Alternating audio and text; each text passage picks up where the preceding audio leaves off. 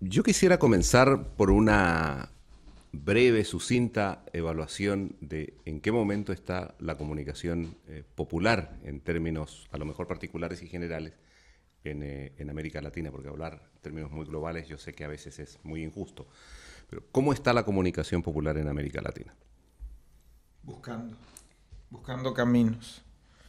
Creo que hemos recorrido unos cuantos años donde hay muchas realizaciones, donde hay muchos fracasos y donde nosotros podemos presentar un balance bastante positivo como organizaciones y como movimiento de radios alternativas y comunitarias y populares en el continente, y en una América Latina en la que las premisas fundamentales están cambiando y se nos está moviendo el piso. Estamos en este momento en búsqueda de nuevas formas, nuevas estéticas, nuevos sentidos, una nueva forma de hacer comunicación. Y creo que ese es el momento más importante, una especie de embarazo a punto de parto. Yo creo que usted toca un punto que a mí me parece fundamental en el inicio de su intervención cuando dice buscando, porque es lo mismo que se da en la política, independientemente de que se trate de opciones de derecha o de izquierda. Lo cierto es que América Latina está en una búsqueda y eso ha contribuido seguramente a lanzarla otra vez al estrellato en los medios de comunicación internacionales. Es decir, América Latina abandonada durante mucho tiempo, esta búsqueda llama otra vez la atención sobre la región. Sí, y en ese sentido hay en estos momentos marcos políticos más favorables en algunos países que han permitido a la radio trabajar alrededor de la posibilidad de discutir leyes más favorables para la radio comunitaria, ¿no? Y sobre todo en torno al derecho a la comunicación. Es un momento bastante interesante, por ejemplo, que se vive en Ecuador con la discusión de leyes que tienen que ver con la comunicación, lo que ha ocurrido en Uruguay, ¿no? Donde se ha reservado un porcentaje del espectro electromagnético para iniciativas comunitarias, sociales, ¿no? y la radio pública y la televisión pública también, ¿no? Y en Argentina, donde también hay una discusión bastante interesante sobre este tema. Creo que hay momentos favorables, espacios favorables, marcos favorables para trabajar el tema de la legislación en torno al derecho a la comunicación. A mí me parece también que ese camino no ha sido fácil y que no es obvio que los gobiernos, a pesar de esto que se mueve el piso en América Latina, que hay cambios sustanciales en la política, algunos cambios económicos, que la legislación en el ámbito de la radiofonía o de las comunicaciones en general haya sido un camino fácil y no siempre comprendido por los gobernantes del punto de vista de su intensidad, del punto de vista de lo que puede significar una comunicación o un actor comunicacional que dé cuenta de los procesos sociales y de los cambios que hay que producir para redistribuir la riqueza, para mejorar la calidad de la participación, entendiendo la radio comunitaria como un medio para hacer y producir cambios sociales. Sí, yo quiero recoger el hilo que está de Pía, porque en el caso ecuatoriano eso que dice Pía es muy evidente.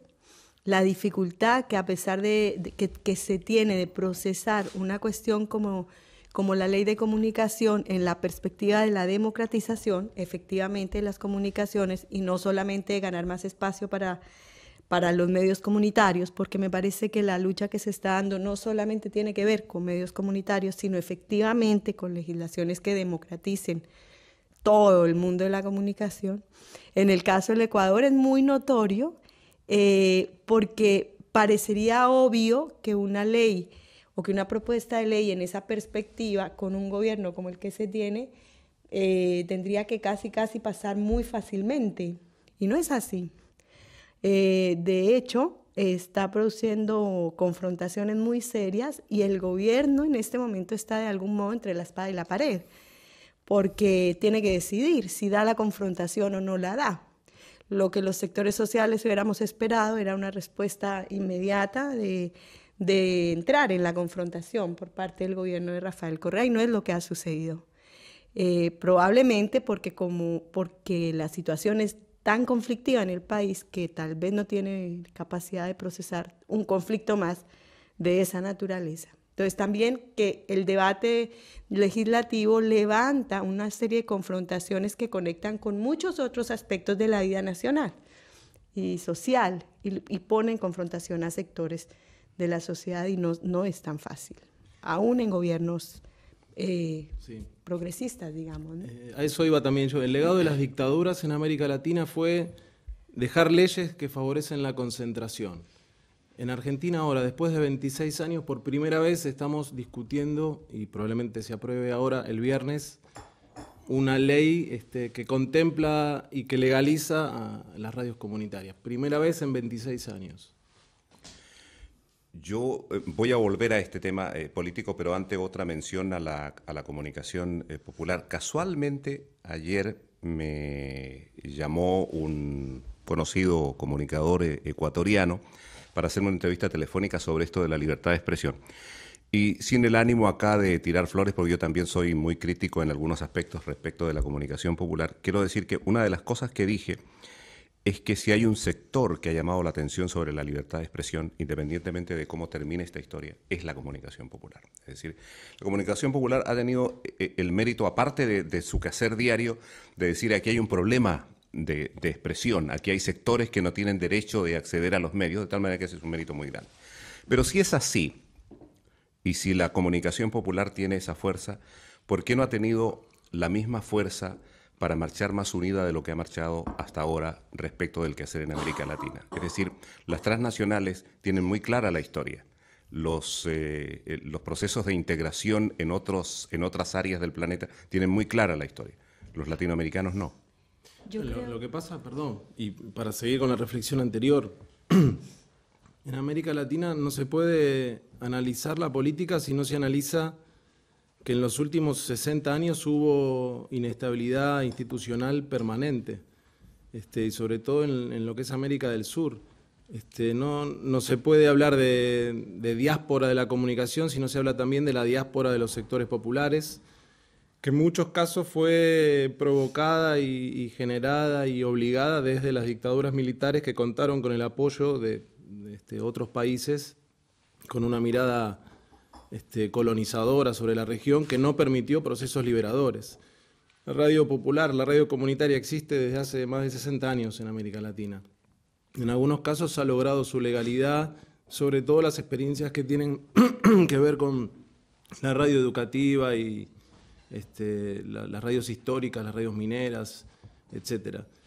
Pero, así y todo, las dictaduras militares no solamente que no permitían la libertad de expresión, desde ya, cosas mucho más graves como la desaparición de personas, etcétera, obligó, me parece a mí, a que muchas de estas redes se refugiasen en sí mismas y construyesen una identidad muy centrada en sus propias características, muchas veces evitando o perjudicando la posibilidad de articularse con otras. Creo que ese es un dato fundamental para analizar América Latina, las dictaduras militares. Sí. Yo creo también que, siguiendo en ese análisis de Ernesto, creo que los movimientos sociales, la sociedad civil, también ha tenido una desconexión a propósito de este mismo contexto histórico con las comunicaciones.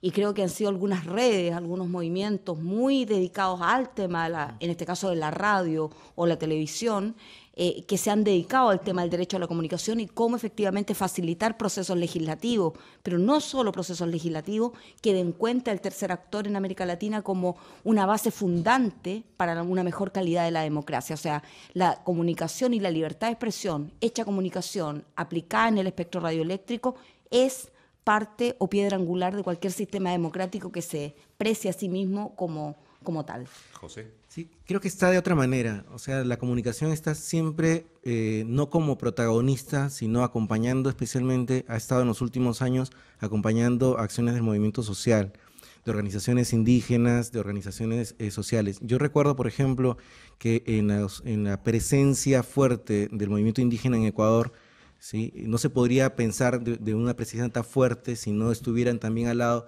las radios indígenas ecuatorianas, ¿no? Por ejemplo, o la marcha de los 4 suyos en el Perú, si no hubiese al lado también una red como la Coordinadora Nacional de Radio en Perú, acompañando los procesos del movimiento social.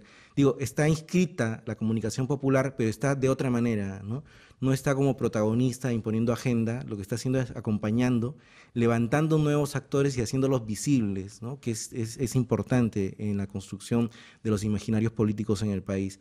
Está, por ejemplo, en el momento en que hay una masacre, una violencia fuerte contra los indígenas peruanos, que para la comunidad política peruana, costeña, no existen, ¿no? A través de la radio, de las radios populares, de las radios comunitarias, se hacen visibles y se levantan también sus demandas y expectativas. Creo que está de otra manera, ¿no?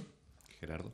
Y de una manera en la que siempre he estado, es fiel acompañando los procesos populares. Yo creo que nos hemos despistado en algunos temas, pero en lo que tercamente hemos estado e insistido es caminando al ritmo de los sectores populares, del movimiento popular, ahora de los movimientos sociales. Entonces puede ser que haya habido temas en los que hayamos perdido un poco el rumbo, pero en lo que sí hemos sido fieles en todos estos años es en nuestra cercanía directa al movimiento social. Y yo creo que eso es algo que podemos mostrar como positivo en estos años. Ahora sí, paso directamente al tema relación, legislación, políticas, oportunidades, libertad de expresión, medios populares. Miren, yo cito hasta hoy como ejemplo deseable el caso del Uruguay. ¿Por qué? Primero porque es una ley simple, no es una ley compleja llena de miles de artículos que lo único que hacen es poner más engorrosa la situación y hacerla más vaga. Primera cosa. Segunda virtud es que siendo una ley justa, es decir, que recupera la posibilidad para sectores que no tuvieron hasta ahora, históricamente, la posibilidad de expresarse, la van a tener. Y tercero, es incluyente.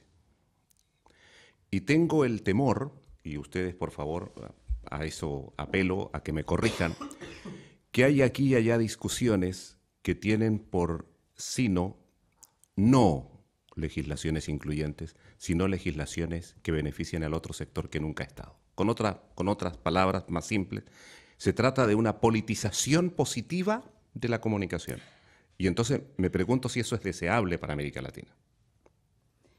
Yo creo que el caso uruguayo justamente es un caso interesante. Yo creo que ese es más o menos la lógica y el camino que del cual nos hemos hecho cargo, ¿no? Me parece que la idea de la exclusión no hace parte, por lo menos, de estas redes, ¿no? Creo interpretar también a mis compañeros de ALER.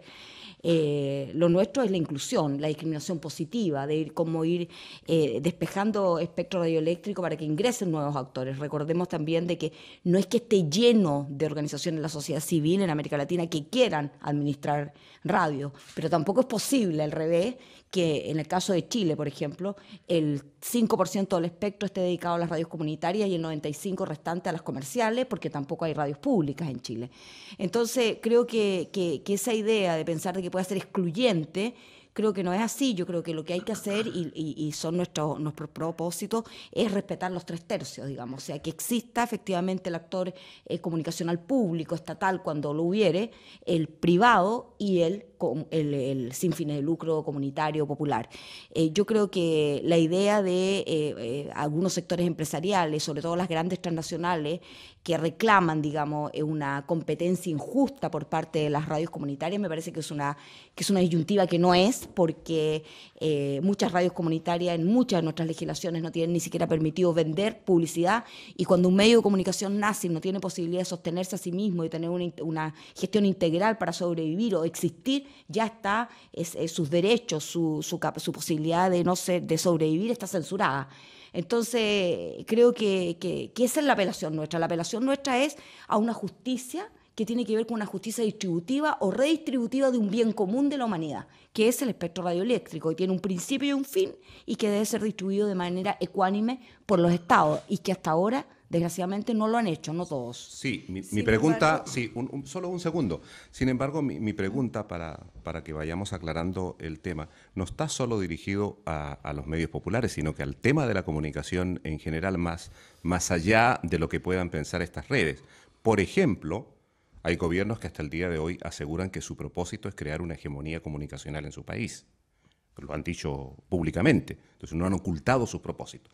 Ahora sí, Nelcy. Sí, es que quizás iba a ser un matiz porque efectivamente lo que expresa Pía es, digamos, es la postura y es lo que alentamos desde nuestras redes, efectivamente, pero para volver al caso ecuatoriano, que bueno, lo tengo de primera mano, una de las propuestas de ley, por ejemplo, alentada por uno de los grupos de sociedad civil, que lamentablemente, como sabemos, la sociedad civil no ha presentado una única propuesta de ley, sino que no ha podido ponerse de acuerdo en una sola propuesta de ley. Podríamos analizar largamente por qué, pero no es el caso. Una de las propuestas de ley apela hablando de medios comunitarios, apela a una priorización y a una casi definición de lo comunitario por la vía de medios de propiedad indígena, afroecuatoriana, es decir, está delimitado étnicamente, lo cual efectivamente causa confrontaciones, porque ¿cómo así? ¿Por qué tendría que ser así? Ese tercio, ¿por qué solamente para poblaciones definidas como indígenas, afro, y los demás? ¿Dónde quedan en ese espacio? Entonces, lo que se lee por detrás de eso es, por supuesto, una pugna de los movimientos indígenas por ganar más lugar que los demás en esa Yo quiero agregar algo. Yo creo que efectivamente existe una disputa. O sea, claro. Yo creo que lo primero que hay que aclarar es que en comunicaciones y en democracia hay una disputa política en América Latina. Claro.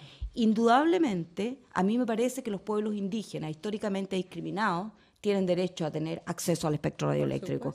Y como ese hay otros, o sea, hay pueblos indígenas que reclaman ser actores públicos, o sea, tener espacio en el espectro del punto de vista público porque se consideran una nación sin Estado. Y podríamos discutir si eso es pertinente o no es pertinente. Yo creo que lo que hay que hacer en este caso es abrir las discusiones, abrir las conversaciones, dialogar. Creo que el diálogo es lo que puede ayudar efectivamente a sacar estas conversaciones de cajas cerradas, donde a lo mejor la expectativa, digamos, es otra y hay que discutirla.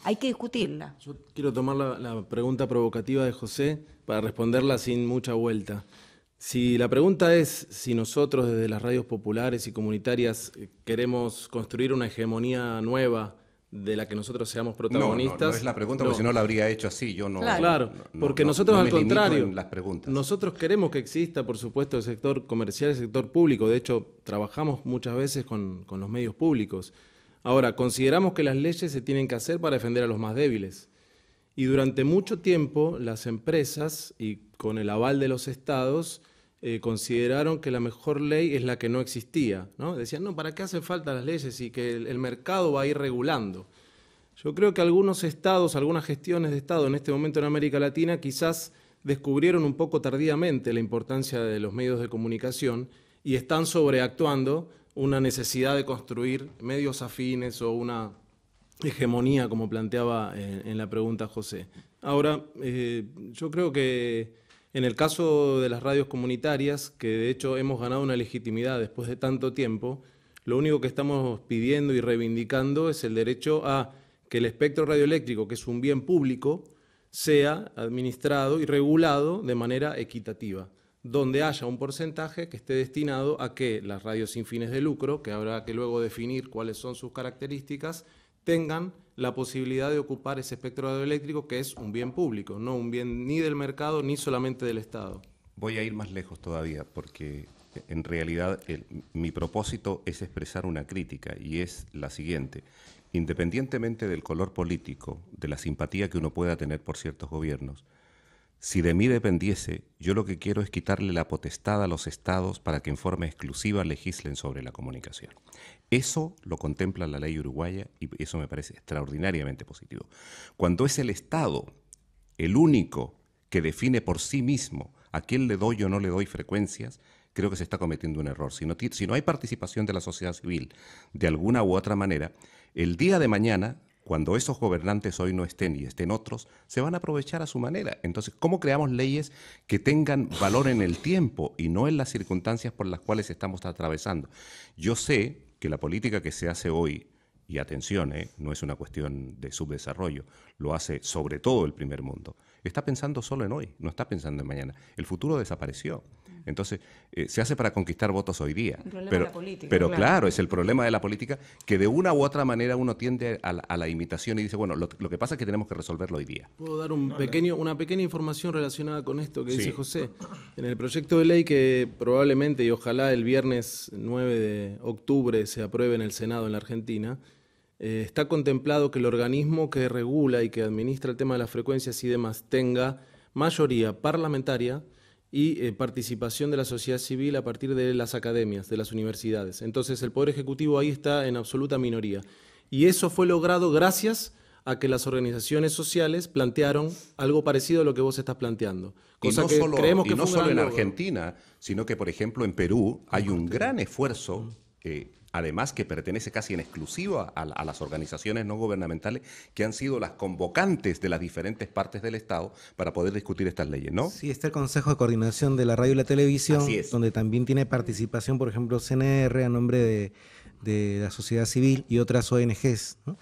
Y que sí, también es una experiencia, pero que aún no tiene, digamos, como la fuerza legal como para, digamos, ser quien evalúe y dé una opinión fundamental para la asignación de frecuencias, pero sí es un esfuerzo que en este momento se está llevando adelante en el Perú. Pero a mí me parece muy interesante porque efectivamente muchos de nuestros países, en el caso de Chile, por ejemplo, ¿no? Todo el espectro radioeléctrico depende de una comisión que se llama la Subsecretaría de Telecomunicaciones, que depende además de un señor que es experto en telefonía celular y no tiene idea de radio. Entonces, por lo tanto, las frecuencias están absolutamente en esas manos, porque ni siquiera del ministerio, sino que de un subsecretario que administra a su voluntad y entrega frecuencias de 0,001%, de 0,01 watt en cualquier lugar de Chile, que es un país muy largo, y al final tú te das cuenta que esa potestad está ahí. Ahora, el otro riesgo de lo otro, digamos, es que estamos en América Latina, a pesar de esos procesos democratizadores en distintos ámbitos, hemos tenido la presencia muy brutal del neoliberalismo que quiere la regulación, la cero regulación.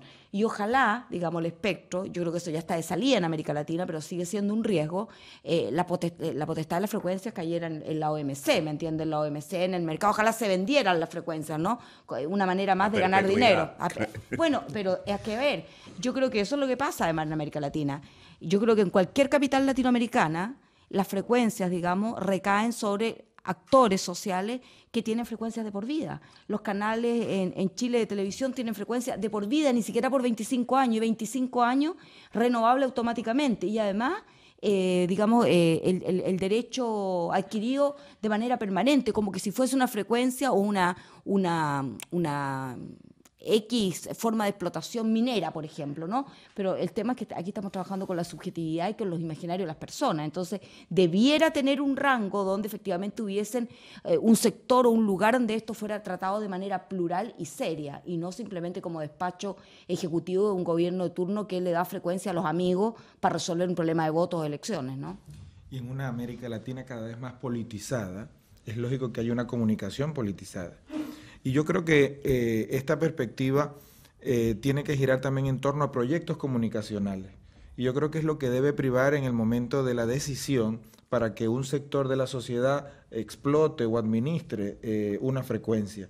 Sobre proyectos radiofónicos que tenga un claro carácter de servicio público, democrático, inclusivo e incluyente. Esa debería ser la única hegemonía por la que deberíamos luchar en América Latina. Sí, yo creo que es lógico que esté politizado, pero no es deseable que sea solo politizado.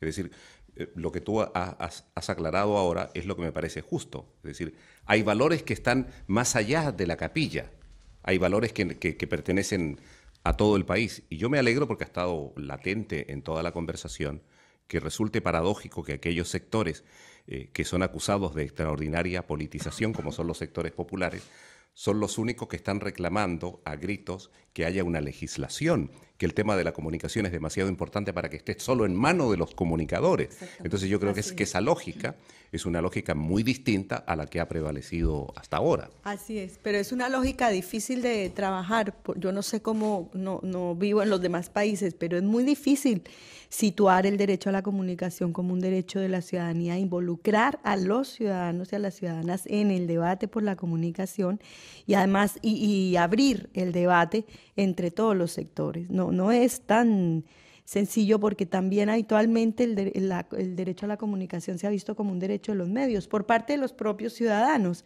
y ciudadanas de un país. Es como bien, es un debate largo y difícil, donde además aparecen todos los intereses en juego. Y para poner el ejemplo contrario a los ejemplos, buenos ejemplos, uno de los proyectos de ley, el del gobierno ecuatoriano, efectivamente le da en el organismo de control de la comunicación el voto dirimente al gobierno, al representante de gobierno. Eso, entonces, es un debate en el que todos tenemos que estar muy atentos, porque parecería haber algunas intenciones, efectivamente, de construir una ley para el momento y no para dentro de 20 años. Pero no hay acá, a propósito de lo que dice Nelcy, ¿no hay acá una suerte de temor de los medios populares? ¿En qué sentido? Siempre los medios populares en particular son muy cuidadosos de no ofender a esta entidad que se llama pueblo y a tratar de entenderlo en su contexto histórico. Yo creo que eso me parece extraordinariamente justo. Pero aclarado ese punto, ¿no hay una profunda ignorancia en la mayor parte de la gente de nuestros países de qué es la comunicación y cómo se hace la comunicación?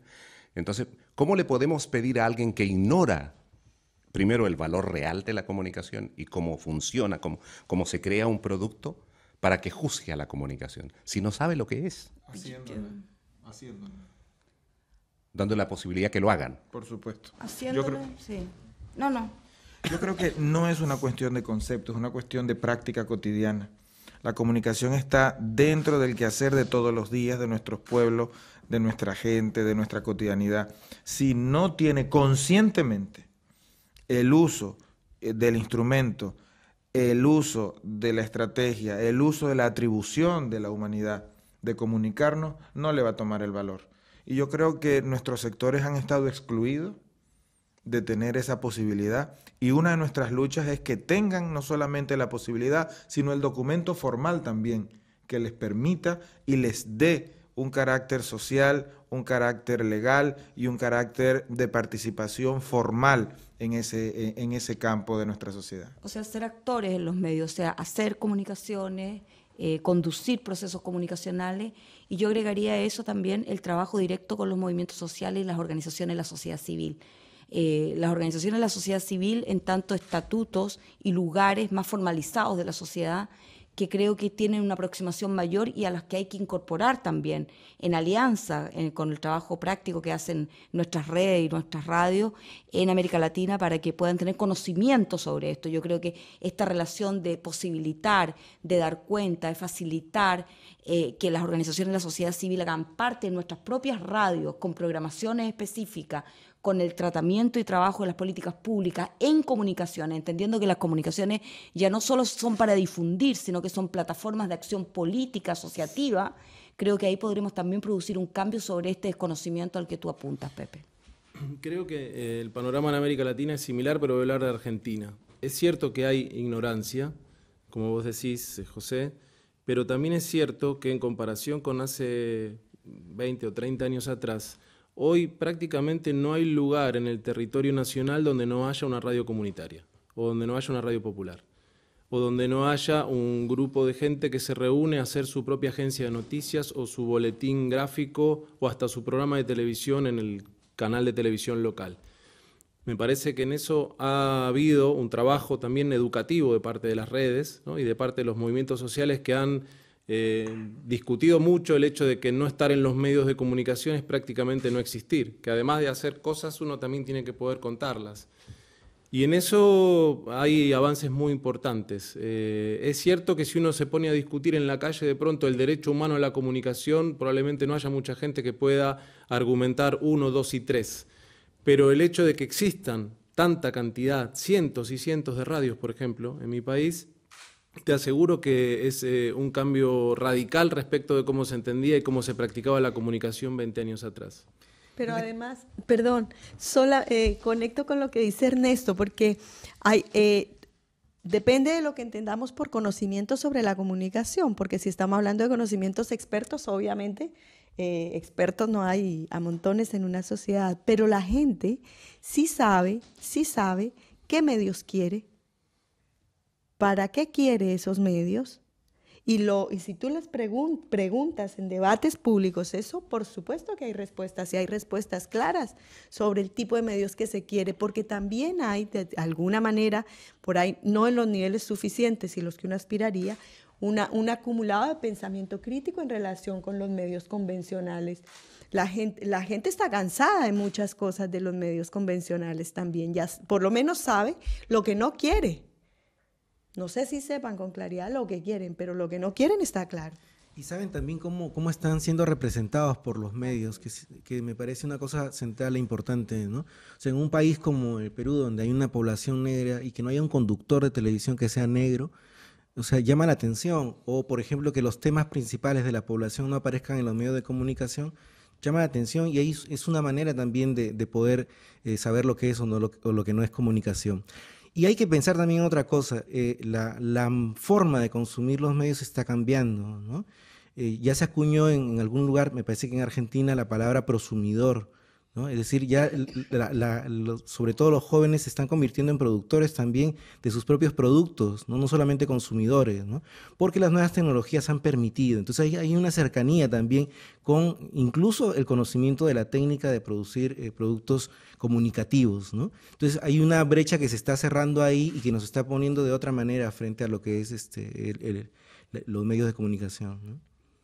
Yo no voy a insistir demasiado, solo una vez más.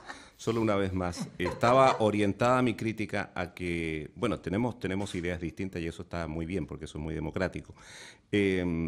No, yo veo una necesidad imperiosa de educación en comunicación. Creo que así como las dictaduras nos enseñaron que era indispensable que a todo nivel y fundamentalmente aquellos que perpetraron las violaciones recibieran sistemáticamente capacitación en derechos humanos, y así está sucediendo en Fuerzas Armadas, en policías, en fin. A lo mejor no en la medida que uno desearía, pero sucede, y creo que eso es muy positivo. Yo creo que la democracia, para salvar uno de los pilares fundamentales que es la comunicación, necesita que el niño que va a la escuela primaria reciba instrucción en comunicación, no para transformarse en un experto en comunicación, pero sí para entender el proceso y ser crítico, y ser muy crítico respecto del quehacer de los medios, porque Gerardo dijo algo muy importante al comienzo. Todos los medios, los privados y los populares, tienen aciertos y tienen hierros. Y entonces lo único que necesita la gente es que se le entregue una programación de calidad. Y para poder valorar cuán de calidad es esa información, cuán ecuánime es esa información, necesita una educación básica, digamos, sobre los medios. Yo creo que hay que vincular para más, ahí va la yo creo que hay que vincular orientación más mía. la educación con la comunicación. Y creo que hay algunas experiencias, yo creo que Gerardo también puede hablar de eso desde Venezuela, ¿no?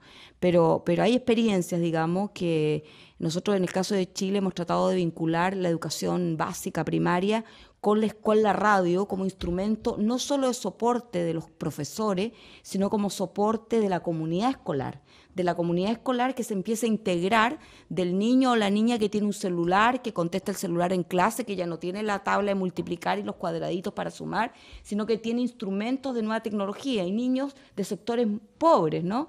Y que empiezan a usar la radio no para aprender matemática, sino para tener la comprensión de la comunidad en la comunicación en el proceso escolar. Y la reticencia mayor ahí, en el caso, voy a hablar de Chile, ha sido el profesorado, que tiene una cosa muy rígida, muy estructurada respecto a lo que es la educación, pero es un intento que creo que debiera transformarse además en política pública, sin duda. Pero qué interesante, ¿no? Lo que Así usted dice, porque efectivamente ese es el grave problema de la educación hoy día. Son muy aburridos para dar clases y tienen ahí a su disposición todas las nuevas tecnologías que son extraordinariamente entretenidas y no las ocupan. Es un desafío de la cual no deja de ser responsable la visión que tiene la UNESCO sobre la educación. Pero ese es otro tema, digamos. Pero es un reto no solo de la comunicación, es de la sociedad completa, de resignificar la democracia y la política, y en ella la comunicación y la educación, porque también el maestro o el profesor que tiene la verdad y el poder en clase es una comunicación muy eficiente.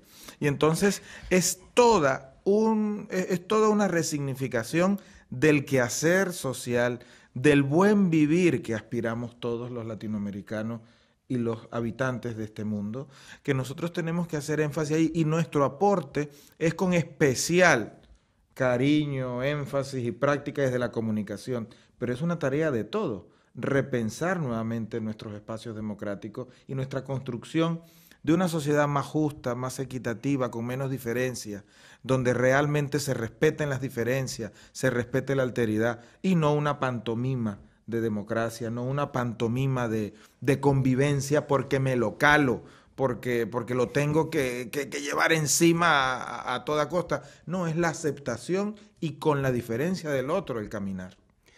Dada la importancia de la radio hoy, todavía muy significativa en América Latina, yo lo digo solo al pasar, ¿han escuchado esa definición de qué es la radio?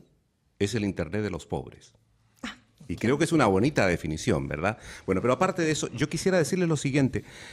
Si hay un caso paradigmático donde se ve toda la problemática de la comunicación, hoy día es en Honduras. Ahí está todo, creo, ¿verdad? Todo, absolutamente. Todo. Usted acaba de estar en Honduras. Sí, 2 veces. A ver, cuente. De los primeros días de agosto hicimos la primera misión como marca América Latina hacia Honduras para constatar el estado de la libertad de expresión y poder ver lo que estaba pasando con los medios comunitarios. Y la verdad, y la segunda vez pudimos comprobar, hace pocos días regresé a Chile, el estado de la libertad de expresión como una situación gravísima, digamos. Primero, en Honduras hay 10 familias que son las responsables del golpe de Estado, de una situación muy agudizada, muy polarizada. 10 familias además que son las más ricas del país, y además las familias que son dueñas del 95 o 96% de los medios de comunicación. Léase radio, televisión y prensa escrita, internet, celulares, etcétera, etcétera. Por lo tanto, en los momentos del estado de sitio, en los momentos del toque de queda, no solo uno se queda sin la Radio Globo, que se podía escuchar en la ciudad de Tegucigalpa, que fue cerrada, que no ha sido abierta, que tiene amenazas de caducación de las frecuencias que transmiten en toda Honduras, Canal 36 que transmite a través de la televisión por cable y que fue sacado a través del troncal de cable, también sancionado por las Conateles, en este caso de Honduras, las permanentes amenazas a los periodistas, el primer tiempo de post-golpe, el primer mes, las agresiones permanentes a los camarógrafos, periodistas que tenían cámaras, que tenían grabadoras, o sea, el deseo que no quedaran constataciones de los hechos que estaban ocurriendo, y un pueblo que está hace 90 días en las calles todos los días, sometido a un estrés de no poder salir a la calle entre tal hora y tal otra,